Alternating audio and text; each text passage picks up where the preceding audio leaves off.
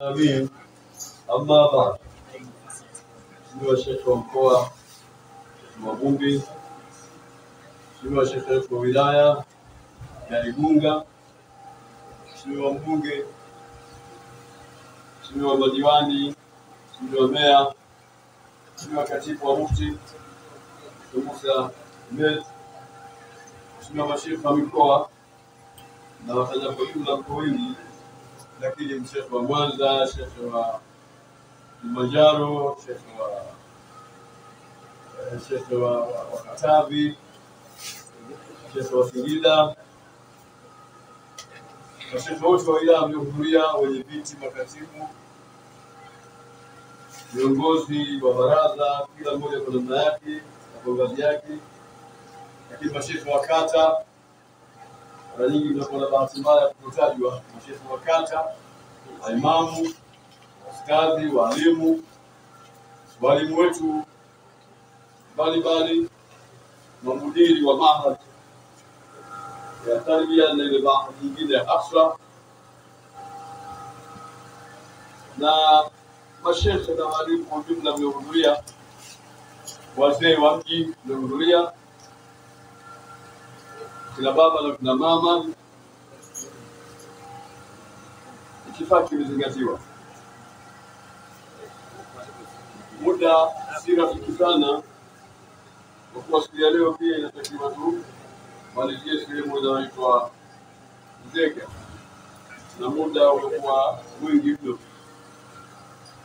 lakini pia kama ilikuwa niseme sana, lakini imefupishwa na mazingira yenyewe niliyoyaona yamezuia sizungumze sana, kwa sababu makusudio yetu sisi makao makuu ni kuja kuangalia maendeleo na kuhimiza maendeleo.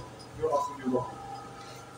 Maana ya ziara katika mikoa ni kuangalia maendeleo yaliyopo na juhudi zinazochukuliwa, lakini vile vile kuangalia mambo yaliyopangwa mbalimbali. Sasa tumefika katika mkoa wa Tabora, tumepita karibu wilaya zote, na leo tunamalizia wilaya hizi mbili. Tumeona maendeleo makubwa sana ambayo ilikuwa tuyahimize na ambayo tushatolea maelekezo. Tumekuta juhudi ni kubwa na watu wako katika udororo wa kufanya jambo moja baada ya jingine. Ndipo tunazungumzia juu ya masuala ya elimu. Tumekuta swala la elimu hapa limepewa kipaumbele, limepewa umuhimu mkubwa. Allah.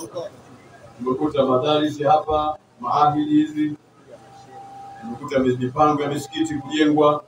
Sasa hivi tumeonyeshwa ramani ya msikiti mkubwa wa ghorofa. Kupata msikiti mkubwa wa ghorofa ni maendeleo vile vile, sababu Waislamu wanatakiwa vile vile hata ile sehemu yao ya kutekeleza ibada iwe ni nzuri, yenye kuvutia. Kwa hiyo nimekuta mambo mazuri kabisa ambayo sikategemea kuyakuta katika eneo hili. Inaonekana kwamba viongozi wangu hawa, sheikh wa mkoa na masheikh zangu wa wilaya hawa, pamoja na masheikh wa kata, makatibu na wenye viti na viongozi wote wa baraza, pamoja na Waislamu wote kwa ujumla, pamoja na kushirikiana na vyombo vya serikali, wabunge, wakuu wa wilaya, vyombo vya ulinzi na usalama, wafanyakazi wote wa serikali, idara mbalimbali, kuna mashirikiano na mafungamano. Mwenyezi Mungu awajaze kheri. Kama siku zote nilikuwa nikieleza kuendelea na mpango huo, kwamba ikiwa nyinyi viongozi wa dini, basi msiache kushirikiana na viongozi wa serikali. Shirikiana nao kwa wema, shirikiana nao kwa kuhusiana na kushauriana, ili kuweza kufikia yale malengo na zile juhudi ambazo mmezipanga. Mimi naelewa kwamba serikali iko tayari, ina hamu kubwa, inajitahidi sana kushirikiana na viongozi wa dini. Na wenyewe mnaona hata katika TV mbalimbali, katika habari mbalimbali, mnaona jinsi ambavyo serikali inashirikiana na viongozi wa dini. Inatoa msukumo mkubwa kuona kwamba watu wa dini juhudi zao hazianguki, kwa sababu watu wa dini wanawasaidia watu wa serikali. Watu wa dini wanasaidia taifa, kwa sababu tukiwa na shule zetu kama nilizungumza Sheikh wa wilaya wakati anaeleza risala kule katika ile mahali taribia, tunazungumza kwamba shule zetu sisi wanasoma watu wa aina nyingi, wale Waislamu na wasio Waislamu, na wote utaratibu wetu kama Baraza Kuu la Waislamu Tanzania. Kuna shule nyingi katika nchi nzima, lakini wanasoma watu wa aina mbalimbali, wanachukua elimu. Na leo katika nchi tunao watu waliosomesha na elimu na shule za BAKWATA, wengi ni mawaziri, wengine wakuu wa mikoa, wengine wakuu wa wilaya, wengine marasi, madasi, wengine ni makamishna, wengine wanasheria, wote wamepita katika shule zetu. Kama shule ya Muslim School pale Kinondoni, shule ya Haramaini, watu wengi sana. Shule ya iliyoko Dodoma pale Jamhuri, shule zote tulizokuwa nazo, shule ya Bundeli kule Arusha, na shule zote ambazo tulizokuwa nazo zilitoa watu ambao leo wanasaidia taifa, ni shule za baraza. Kwa hiyo juhudi ambayo sisi tunaitoa ni ile ambayo pia inasaidia baraza, ndio kazi yetu sisi watu wa dini. Kwa hiyo nimeshukuru sana kuona harakati zilizoko hapa na juhudi zilizopo. Hazina haja sana ya kusema juu ya uwanja huo, kwa sababu tayari kama yale maajabu ya tunayoyafanya. Watu wanaswali msikitini, alafu mwenyewe tunaambia swalini, alafu nje kuna watu hawaswali, hatutoki kuambia wale ambao hawaswali wakaingia kuswali, tunawaambia wale waliomo swalini. Si ndio kesha swali la asri huyo, ndio kesha swali ya dhuhuri. Tutoke nje, kuna watu kazi yao kucheza bao, kuna watu kazi yao kupiga kahawa, kuna watu wa kwenye kasusu, na watu kazi yao wakati wa swala ukifika ukisikia adhana anatoa kofia na ificha, anaendelea na bao, anaendelea na kasusu na nini. Kuna watu watoka msikitini asipo kofia yake inaibandika, wale shanaeli katika wale wanaotoka msikitini, wale ndio wanatakiwa kufuatwa. Sasa hapa maendeleo nimeona watu wanashughulikia, juhudi zipo za kutosha. Allahu Akbar. Kwa hiyo sisi kikubwa cha kufanya kwanza niwapongeze kwa kazi hii, na niwashukuru kwa kazi tuliyofanya. Asiyeshukuru kidogo hawezi kushukuru kingi. Viongozi wangu kwa haya mliowafanya katika mkoa wa Tabora, lazima nikiri kama viongozi wetu kwamba nimeridhika na mnayofanya, na namwombea Mungu muendelee na juhudi hizi. Amen. Na iwe ni kiigo kwa mikoa mingine iliyosalia na wilaya nyingine zilizosalia. Haikunikitikia mimi katika akili kama mahala panapoitwa Igunga, utakuta msikiti mkubwa yenye minara mikubwa, utakuta madrasa ina walimu wanasomesha wazuri na wanafunzi wengi. Ile madrasa ndio ni mtandao ina wanafunzi 231, wengi, si wengi kabisa. Na hii kanisa ndio madrasa zangu. Hili ni juhudi kubwa sana ambayo inafanyika. Maana hakuna jambo kubwa ndugu zangu Waislamu kama maendeleo ya kuondoa ujinga. Maendeleo ya kuondoa ujinga ni kitu muhimu sana. Watu wameathirika sana kwa sababu ya ujinga. Ujinga haukubaliki. Hata mitume alimuomba Mwenyezi Mungu awakinge wasiwe katika jumla ya watu wajinga. Mwenyezi Mungu tukinge anakuna min al-jahilin, tusiwe miongoni mwa watu wajinga. Ujinga haufai kabisa, ujinga haufai. Kwa hiyo kupiga vita ujinga ndio sehemu ya kwanza na maagizo ya kwanza ya Uislamu, tangu Uislamu alipolingania Mtume Muhammad sallallahu alaihi wasallam. Cha kwanza ni kupiga vita ujinga. Kwa hiyo alitoa watu wengi kwenda kusomesha.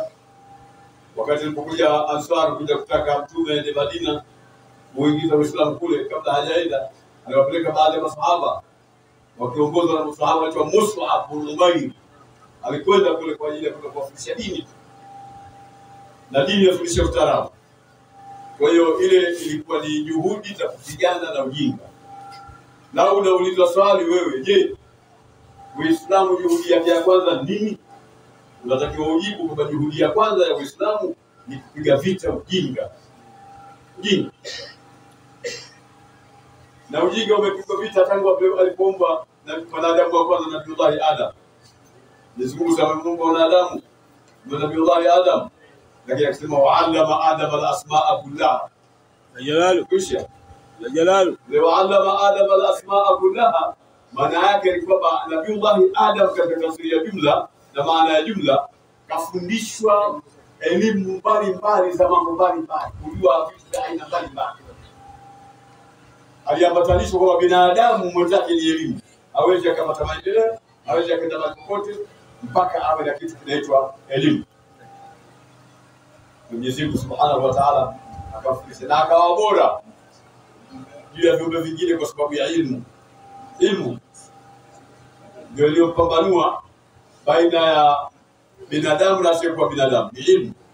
Kwa hiyo nimefurahi kuona hapa pana juhudi za kupiga vita ujinga, na tuendelee na juhudi hizi na kuanzisha sehemu nyingine pia kuhakikisha eneo hili lote la Igunga linakuwa na madrasa nyingi.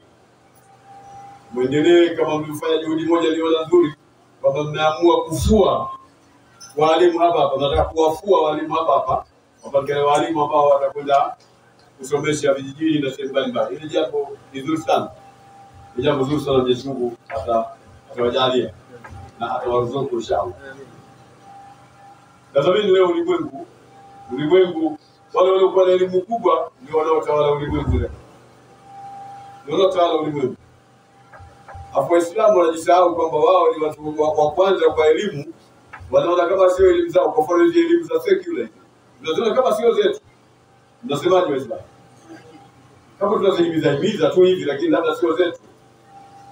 Huko ni kutokujua huko. Elimu zile zinatuhusu vile vile. Huwezi kuzitoa. Elimu ya dini na elimu ile lazima iwepo. Elimu ya dini inakufundisha namna ya kuishi ulimwenguni, namna ya kujua Mungu, namna ya kumwabudu Mungu, kujua akhera, makazi yako ya mwisho. Elimu ya dini. Na ile nayo ni ya dini vile vile, kwa sababu inakusababisha uweze kuitekeleza dini hapa. Ndio nzuri. Mfano, unataka kuswali, moja ya sharti za kuswali ni moja ya sharti za kuswali ni maarifatul waqt. Kujua wakati, weka pembeni.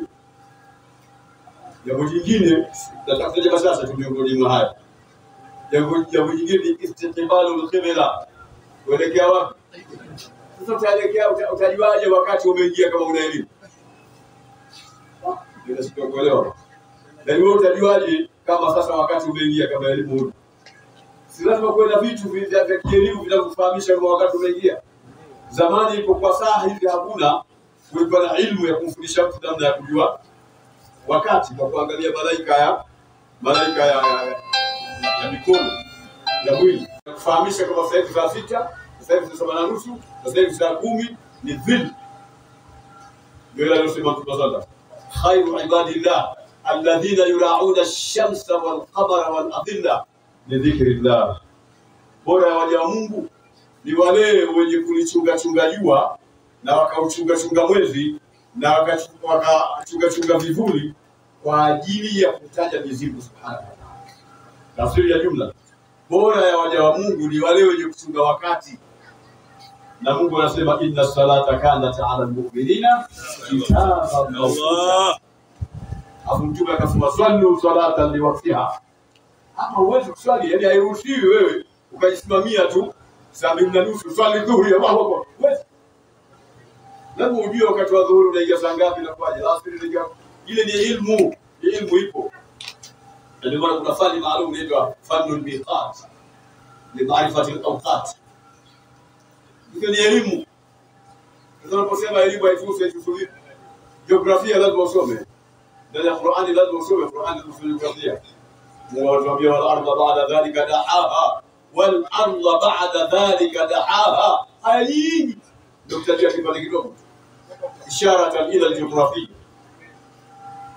namna geography. Na jiografia si mnasoma shuleni, kujua mlima Kilimanjaro ukoje, kujua hii nini ikoje, maziwa yako mangapi, mito ikoje, kuna hali ya hewa ikoje. Mambo ya jiografia hayo, mambo ya jiografia ndio naweza. Na uweze kuruka na ndege kama mtu anayeruka na ndege akisoma mambo ya jiografia. Sala Mtume. Lakini mtu wa kwanza kufikiria namna gani binadamu atalitumia anga kwa usafiri, baada ya usafiri wa majini, usafiri wa bara, wa chikavu, kuonekana kwa nini hakuna uwezekano wa kutumia anga kwa ajili ya usafiri. Kwa kwanza ni Muislamu Sheikh Firdaus, aliangalia aya zilizokuja mara mbili katika Qur'an nazungumzia mambo ya kuruka, muda utoshi sana, lakini baadaye ikapatikana uwezekano wa kufanya majaribio. Afanya majaribio ile mzee niko niongelee kidogo hapa kwa bahati mbaya. Akafanya majaribio yakawa uwezekano, ndio kaleta maendeleo haya yaliyopo leo. Watu wanatumia anga na sasa hivi watu wametabahari zaidi, wajaribu kufumbua vyombo zaidi kutokana na fikra za mtu wa kwanza bali Muislamu aliyejalia ili au lam yarau ila tayf amsafati wa yaqbidna ma yumsikuhunna illa arrahman. Aya hizi zimekuja mara mbili katika Qur'an. Ndio alifanya utafiti, research alifanya hapo ya kutaka kujua namna gani ya uwezekano wa mtu anaweza kutumia anga kwa usafiri. Ni ilmu. Sasa wewe Muislamu unajiwekaje mbali na ilmu? Unajiwekaje mbali? Mambo ya tibu, haya mambo ya uganga ya udaktari. Baada kitaja uganga, watu wafikiri uganga wanafikiria mizinga, mara mtu kamuona kuna hivi, mara tuyaje. Sio hiyo. Nazungumzia tibu. Baada ya elimu ya udaktari, elimu ya kumtibu mtu juu ya maradhi mbalimbali, anakuwa tumbo, anakuwa kichwa, anashikwa na ngiri, hernia, ameshikwa na magonjwa mbalimbali, anatibiwa vipi? Hiyo elimu wanazuoni wa Kiislamu wamechimbua. Wakina Ibn Sina, Jalal, wanamuita sinus wazungu, kwa sababu kukataa ile ndio isije katokea katika mfumo wa dini la Kiislamu zaidi. Ibn Sina kule Urusi kuna picha lake, kuna sanamu lake imewekwa katikati ya Ibn Sina. Huyu Sheikh al-Islam ametunga vitabu katika ilmu ya nahwu, katika sarfu, katika balagha, katika tafsiri, katika fiqh na katika tibb. Katika kitabu kinaitwa Al-Qanun. Kuna Abdurrahman as-Suyuti ametunga kitabu Ar-Rahma fi Tibb wal Hikma. Ameeleza mambo mengi na vitabu vingine vingi amezungumza. Na Abdurrahman as-Suyuti ni mwanafunzi wa Jalaluddin al-Mahalli. Alipokufa Jalaluddin al-Mahalli, mwalimu wake alikuwa anafanya kazi ya kutoa tafsiri ya Jalaluddin, ndio akamalizia kipande kilichobakia. Tafsiri ile inaitwa Tafsirul Jalalain, yani Jalaluddin al-Mahalli na Jalaluddin as-Suyuti. Alio hakuja kuingia sehemu, alikuja kuingia Imam Muhammad Suyuti, Abdurrahman Suyuti. Huwezi ukatia dosari kwamba ni yeye. Ukiona ni Jalaluddin al-Mahalli ndio huyo mpaka mwisho. Kumefika mahala akafariki, mwanafunzi wake akamaliza, afu tofauti huioni. Na Jalaluddin Suyuti amewahi kufishwa kireba na kupewa ukubwa wa kuongoza chuo cha Azhar kule Masri. Sio huyu mwenye kitabu cha mambo ya tiba, mambo ya dini, mambo ya science, mambo ya nini. Abdurrahman Suyuti. Wewe Uislamu huu umepata wapi? Mbona waswahili mashaikh wajua? Basi kwa ufupi nimefurahishwa sana. Na tukifurahi sana nasema sana. Tuendelee na juhudi zetu hapa kwenye kituo chetu, na Waislamu wote kina baba na kina mama tuatie nguvu mashaikh zetu hawa na viongozi wetu wa dini kwa juhudi wanazozifanya. Tunawahusia kujenga mshikamano zaidi na kuimarisha mshikamano. Jengeni mshikamano, ondosheni magomvi, yamalizeni magomvi kati yenu. Kama kuna ugomvi wa aina yoyote, sio magomvi na kueleza kwa sababu mashaikh wengine wenzako wote hapo ndio na nyinyi pia mliokuja kutoka katika mkoa wenu, malizeni magomvi. Ugomvi hauna maana yote, ugomvi unaharibu maendeleo. Hakuna watu walioendelea kwa kugombana. Na ndio maana wajanja wa dunia wakiona mnataka kuendelea wanatia ugomvi. Na nini mnapigana julikana mnapigana kwa sababu gani? Maendeleo yanadorora. Kwa hiyo mnapoondosha magomvi, mkajenga mshikamano, mkawa kitu kimoja, maendeleo yanapatikana. Na Mtume sallallahu alaihi wasallam ndio kazi aliyofanya sana kule Madina. Hali maneno ya fupi, lakini sina budi kuwahusia kuheshimu viongozi, kuheshimu mashehe wetu hawa. Tuna tabia kuwadharau mashehe wa elimu na nini, kama mtu wa kawaida. Yule shehe wetu wa wilaya ya Igunga, nani yule? Sheikh Hassan. Shehe tu yuko, shehe fulani. Shehe tu. Yaani ana maana ndio shehe. Ndio alikuwa hakina maana. Shehe bwana ni mtu mkubwa sana mwanashauri huyo. Ni mtu mkubwa sana, hata siku ya kiyama watakapoingia watu peponi, waumini wameingia peponi kule, kila mmoja katika pepo yake, wataambiwa jambo la ziada kwamba muombeeni mtakalo Mungu wenu. Lakini mmoja pepo, mshapata pepo tayari, kisha wanaambiwa tena mambo ya ziada, muombeeni Mungu mtakacho. Kipi tena na pepo tunao? Na katika pepo kila mtu amekipata, unamwomba ziada gani tena? Nyinyi waumini sasa mtakuwa mnahangaika. Kwa muombaji Mwenyezi Mungu, nataka kumuomba kitu gani? Mtawarudia mashehe kwenda kuwauliza. Jamani, sisi tumeshaingizwa peponi na Mola wetu. Ametufadhilisha, akatupa pepo. Na sasa hivi walillahi alhamdu tumo ndani ya pepo. Tumeneemeka katika pepo. Tuambiwa na Mungu tumuombe tunachokitaka. Kipi? Wanazuoni watacheka wanataka. Hao bidii wetu walikuwa wanatudharau kule duniani, wanataka mashehe tu hana neno. Anaambiwa na Mungu ombeni hapa, hajui atacha kuomba. Kisha ataanza kutoa fatwa wanazuoni. Ombeni kadha. Huko peponi. Hivi hamtaki hapa, baada katika pepo utaulizwa hapo, atatoa fatwa huko. Sallallahu alayhi sallallahu ala Mustafa. Hii imeeleza ilipoje muone umuhimu wa wanazuoni. Hata kule mbinguni. Sasa hivi wewe unapokaa hapo kwa mbinguni usiku, unaona nini? Unaona mwezi, unaona nyota, unaona kila kitu.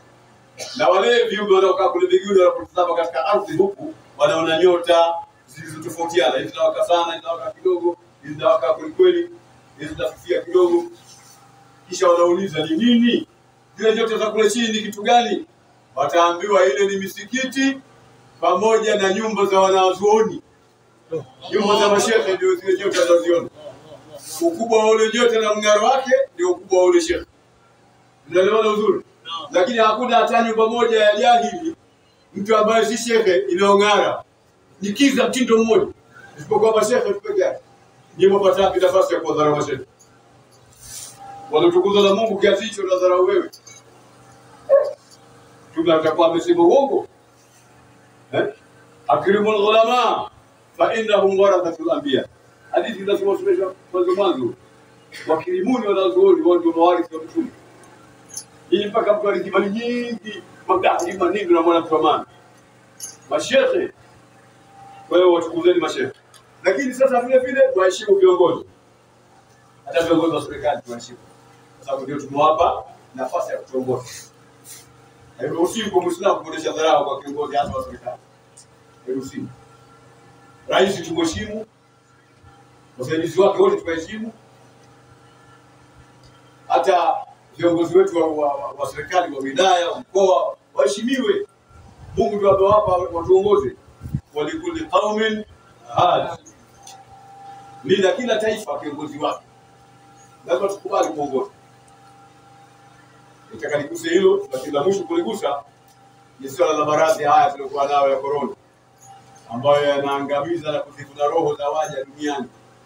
Watu wanakufa kwa kweli kwa sababu ya maradhi. Sisi kama Waislamu lazima tuchague kitu kilichokuwa bora, na kitu kilichokuwa bora ni kile tulichofanyiwa na Rais wa Jamhuri ya Muungano wa Tanzania na tukafanywa na serikali yetu, tukaletewa wataalamu wa kuelimisha mambo ya corona jinsi yalivyo, lakini baadaye tukaletewa kitu kinachoitwa chanjo. At-tat'im kiarabu. Tat'im tumeletewa chanjo kwa ajili ya kujikinga ili kuyatokomeza maradhi. Kwa hiyo ni juu yetu sasa sisi kutafuta kilichokuwa bora. Jana sijui juzi nilizungumza mara fulani, sikumbuki kama kwa wilaya gani. Jana nilizungumza kunapokuwa na vitu viwili umewekewa mbele. Ukaambiwa katika haya maji mawili, haya ndio bora, haya si bora. Nyinyi Waislamu mtachagua yapi? bora. Sasa bora ni kuchanja sio kuacha kuchanja. Bora ni kuchanja sio kuacha kuchanja. Alafu msichukue maneno ya urongo. Kama ukishachanja ile sehemu uliyochanjiwa ile hata ukiweka globe inawaka. Ndio ndio maneno hii. Ukiweka globe inawaka kwa nini? Mimi siku ile nilipochanja Mheshimiwa Rais wa Jamhuri ya Muungano wa Tanzania nilikuwa hapo siku ile. Na kama mmeangalia katika TV mliniona mimi kuchanja. Ile ni ishara kwa kuwaonesha Waislamu inafaa kuchanja, chanjeni. Ilikuwa si haina haja mimi niseme. Ile kwa tayari imekwenda kuchanja, maana yake ni kwamba jamani, kuchanja kunafaa, chanjeni kama Waislamu. Tunaelewana vizuri mpaka? Baada kuzungumza kuna aina nyingi. Kuna kuzungumza kwa maneno, kuna kuzungumza kwa vitendo, kuna kuzungumza kwa ishara. Mimi nizungumza kwa vitendo siku ile. Chanjeni, hakuna ubaya. Sasa mimi mwenyewe pia nahitaji kuishi, sitaki kukupa mpema. Nijue na nifanye ibada kwa wingi, niwaongoze Waislamu. Na nyinyi mnaniombea dua kila siku, Mwenyezi Mungu mrefu. Mnaniombea dua? Alafu nipeleke Waislamu wananiombea dua, Mungu aikamilishe siha yangu, afya yangu, anitawilishe umri wangu. Alafu mimi nakatisha tamaa Waislamu na kwenda kuchanja chanjo ambayo itajua. Sasa watakuwa wanaelewa. Tuombe dua kwa Mwenyezi Mungu kwa ajili mwenyewe. Alafu Mwenyezi Mungu Subhanahu wa Ta'ala anakataa watu wasijue wenyewe. Ni haram mutlaka. Kujua. Ni haram. Yaani wewe ukakasirika hivi. Kwa mimi ndio nimeudhishwa na Sheikh wa wilaya ananipata moja ukifuata kenda mahala ukajinyonga kwa ifiri habari. Kafiri. Ile unajinyonga roho ikitoka tu pap moto ule. Baba ndio moto ule kwa mfanyia hasira mpaka ukajua ingia katika moto. Unajuta lakini wa anadha mudhikra. Ndio anasipaka. Sasa kama unaambiwa hiki kitu kina msaada na wewe, kitaweza kukusaidia hata ugonjwa ukikupata au kupeleke shikana, ukilinganisha na yule ambaye hakuchanja, itakuwa ni muujiza wewe kukimbia ukaacha kuchanja, ukaamua kutokuchanja, ingawa kuchanja ni hiari.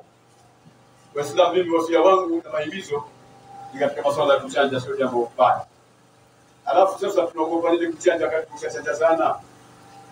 Leo kama Muislamu hawezi kwenda hija bila kuchanja. Hapa wanafanya biashara wengi hapa kina mbunge hawa nani hawa. Ukiacha mambo ya hija na umra kwa inawezekana kama habisi ni kuiji, sina uwezo. Lakini kufanya biashara anataka kunataka China, hata kunataka wapi? Anakwenda bila kuchanja. Biashara yake itabidi amejane nayo hapa tu. Igunga hawezi kujipanua kwenda sehemu nyingine. Sababu huwezi kuingia bila kuchanja. Na nilipata habari juzi ofisini kwangu kwamba kumeshuhudia. Unasemaje? Wanasema mpaka supermarket sasa hivi wewe uruhusiwi kuingia mpaka ule cheti cha Saudi Arabia hiyo. Kuna mashehe chungu mzima. Saudi Arabia. Ile mamlaka yenyewe inaendeshwa na Uislamu. Kila kitu fatwa, hata mambo haya chanjo, mambo ya corona kuingia na nini.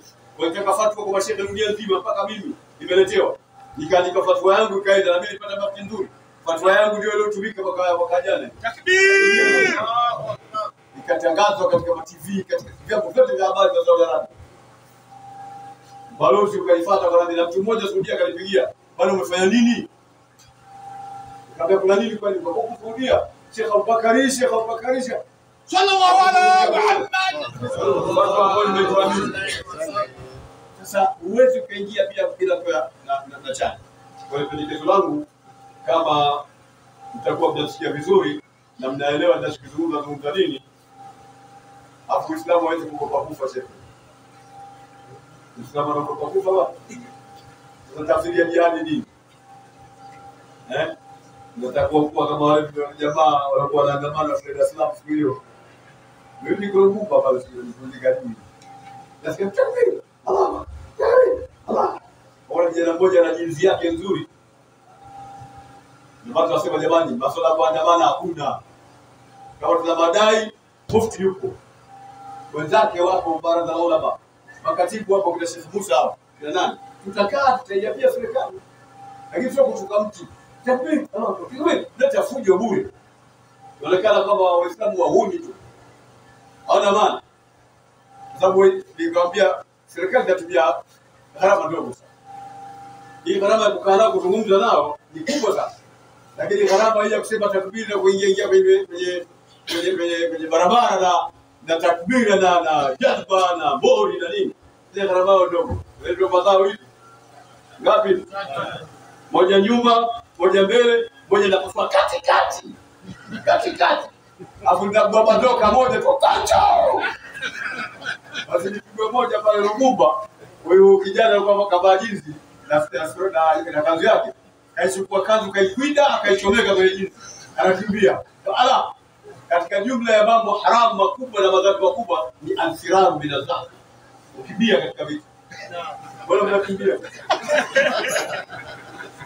Basi mmoja hapo zamani. Nikitana kama kuna watu watoto katika barabara wana na mara gani bwana? Kaa usomeshe elimu. Kabla usifanye shughuli zako. Bila Islam karibu watu wengi, wanafunzi wangu nimesomesha sana shehe. Kaa usomeshe. Alafu hilo la kwanza. La pili, ukitokea tatizo hivi labda askari wamevamia na nini, mimi nakuona unakimbia. Unakimbiaje wakati ni kiongozi unatakiwa ufe kule mwanzo? Sema tekniki hiyo. Tekniki ndio kama watu wenzako hapo usalimike bwana. Kwa hiyo tuache mambo ya kijinga. Islamu haogopi kufa kama hilo. Kwa hiyo tuchajeni, muunge mkono Mheshimiwa Rais, lakini kidogo mkono wa serikali, na sio kuunga mkono tu kwa ajili ya afya zetu, kwa maslahi ya afya zetu. Kama jambo baya hatuwezi, mimi mwenyewe ningekataa. Kama jambo baya singejali, ningesema msitaki. Ndio msichanje nikwambia. Lakini bora jambo lenyewe tuna maslahi, jambo zuri, halina taabu, wewe Muislamu unalikatalia nini? Huwezi kufanya jambo lote na kwa kuchanja, unaonekana na tija. Kwa sana. Kama radhi tumeona kule Dar es Salaam. Dar es Salaam ilikuwa si mchezo shehe. Si mchezo, watu walikuwa wanapanda mabasi wanaenda vijijini. Maradhi hizi zinapeleka watu wanapanda mabasi wanakwenda vijijini. Lakini sasa hivi alhamdulillah kwa sababu ya kuchanja basi watu wamepungua sana mambo kama haya. Nimeona hili jambo nilizungumze kwa sababu tunatafuta sisi viongozi wa dini na pia katika kuwasaidia serikali katika kusema. Nadhani Waislamu mtakuwa mmenielewa. Mtakuwa mmenielewa hiyo swala chanja. Inshallah. Uchanjeni wala tusio na hofu ya aina yoyote. Wala chanjo haina sumu wala haina jambo lolote. Tumechanja meningitis, tumechanja kolera, tumechanja nini nyingine? Homa ya manjano, kuna homa ile ya maini, homa ya uti wa mgongo. Na kuna kitu kingine mpaka Ebola na. Watu wamechanja zote chanjo hizo zimo ndani ya mwili. Mimi na chanjo nyingi, kwa kila siku nasafiri. Kila siku na chanjo. Naona ugopa kitu gani? Wewe chanjo kubwa kama hizo. Unakuja kwenye chanjo hiki cha nani? Alafu sasa yule mzungu mnayemuogopa kwamba anaweza kutua. Jamani. Yeye yani hana njia nyingine ya kutua tuwe kwa sababu sana. Lakini ni mzungu mnajua vizuri. Au mnamsikia kwa kama. Mzungu anataka kuua kwenye hii simu. Anataka kiamua kwamba watu wote wafe na hakuna sio kwa simu. Hii simu anairekebisha hii kwa elimu aliyopa Mwenyezi Mungu Subhanahu wa Ta'ala. Kila mmoja akawa kunatokea mfungo mkubwa, mtu anaanguka chini akishikwa hivi, qalu inna lillahi wa inna ilaihi raji'un. Ngoje tena paketi ya picha kwenye chanjo, picha kwenye nini? Mtu na mabomu na kila kitu anaweza kufanya lolote. Hii jambo ni haini. Usitishwe. Alafu Muislamu anatakiwa atumie fikra zaidi. Atumie fikra. Asijifanyie tu mambo yake hivi. Kwa kusikia. Nadhani katika uwanja huu msieleza kutosha. Inatosha muda hautoshi. Ni washukuru vile viongozi wa baraza na hasa Sheikh wa wilaya. Mzee wangu hapa Sheikh Hassan amefika mpaka nyumbani kwangu kwa Dar es Salaam kwa Sheikh. Mheshimiwa mbunge.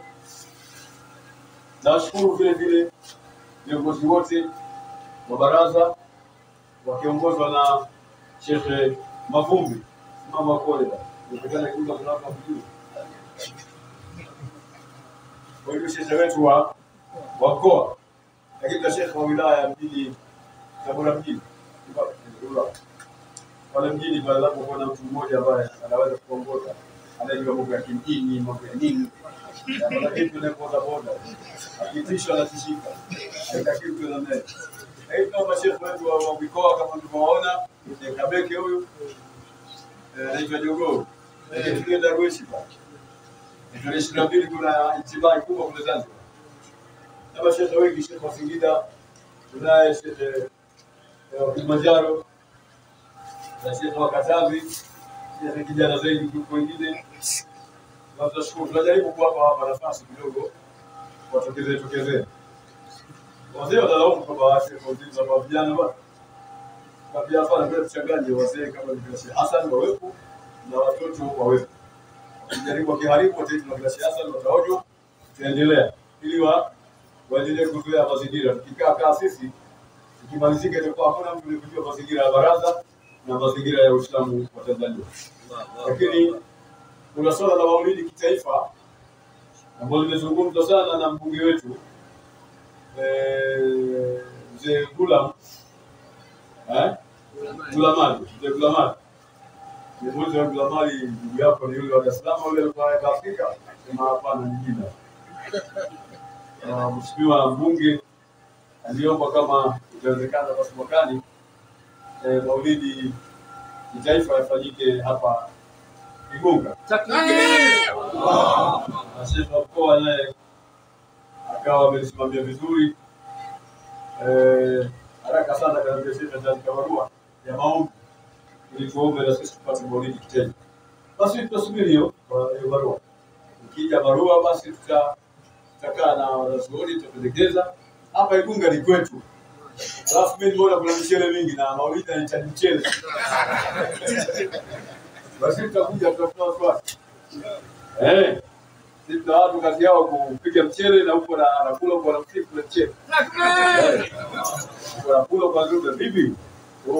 Mpunga wa shambani. Naambia na mpunga wa shambani. Ungaweza kutoka shambani bwana. Tutakuwa nao. Lakini mwisho nishukuru kwa zawadi zilizopewa. Asali kwa wingi, lakini kwa na mchele. Mwenyezi Mungu ajaze kwa zawadi kama hizi. Na kama umepatia baraka kwa mchele. Kwa mchele siwezekani. Hapa wanangu. Jalalu. Takbir! Kisha tuombe Mungu Mwenyezi Mungu tujalie Mungu wetu. Wewe turuhusu tuendelee na safari kufanya mambo mengine katika wilaya ya Mzee. ربنا تقبل منا انك انت السميع العليم وعلينا انك انت التواب الرحيم واهدنا وفقنا الى الخير ربنا لا تزغ قلوبنا بعد إذ هديتنا وهب لنا من لدنك رحمة إنك أنت الوهاب صل اللهم وسلم على محمد وعلى آله وصحبه أجمعين سبحان ربك رب العزة عما يصفون السلام على المرسلين الحمد لله. Assalamu alaykum wa rahmatullahi wa barakatuh.